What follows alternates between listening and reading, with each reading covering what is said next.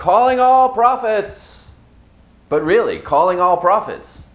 By my estimate, there are about 2 million people alive today who could be prophets, who have the gifts and the talents to be prophets. And I'm calling all prophets to rise up and speak what you know.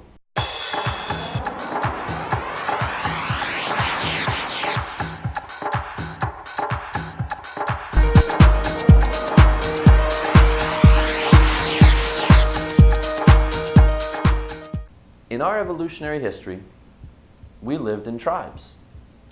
Now, according to Malcolm Gladwell in The Tipping Point, the tribal size was about 150. This is the size of the grouping. So that means that out of every 150 people, there was at least one person in each tribe whose gift and role and function it was to tune into the higher vibrations of life, the subtler frequencies, and transmit those, download them for the collective benefit of the tribe. Why is this valuable? To know what's happening in life right now, to make preparations for things that are coming in the future, to have warnings or signs or omens, to see what's happening in nature, to see what the shifts are. And that's why in tribal culture, the shaman was the most revered person of the tribe, other than the chief, of course. If you look up the word prophet in the dictionary, it'll tell you that a prophet is one who speaks on behalf of God. Now I say a prophet is one who speaks on behalf of life and is tuned into the meaning of life and can translate the frequencies of life for people's benefits.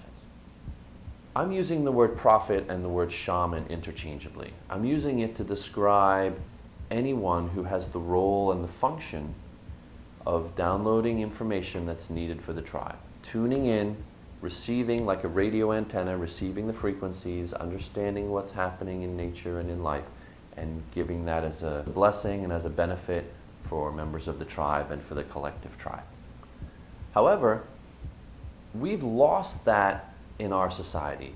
We don't have a place in our culture for the medicine man, the shaman, the prophet.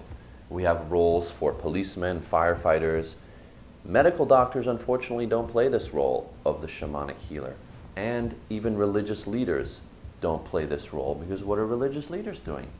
They're looking to old texts written thousands of years ago. They're rereading them, reinterpreting them, remixing them, trying to find what's happening now by looking at something that was written thousands of years ago. You can't do it.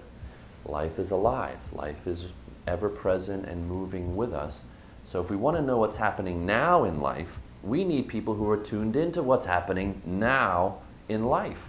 People who are tuned into the vibrations and frequencies right now and who are reading the text of life as it is being written right now. Now, 150 people in a tribe. One person per 150 has this gift. There are 300 million people in the United States of America. If you divide 150 into 300 million, you get 2 million, meaning that there could be 2 million tribal groupings out of 300 million people. What that means is that there are at least 2 million people alive today who have the gift to be a prophet or a shaman. I know that this gift and this role doesn't disappear, it just gets suppressed. Suppress the gifts and we repress these people, we burn them at the stake. We've tried to erase this from our living presence. God knows why we've done that, because all it does is hurt us, and we don't have people alive who are really willing to use their gifts and tune into what life is teaching us and telling us right now for our collective good, for our benefit. I'm calling all prophets. Rise up. There's 2 million of you out there somewhere.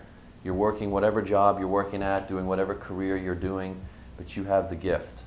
And if you want help to recognize your gift and pull your gift out so that you can speak what you're receiving and what you're knowing and downloading, I can help you.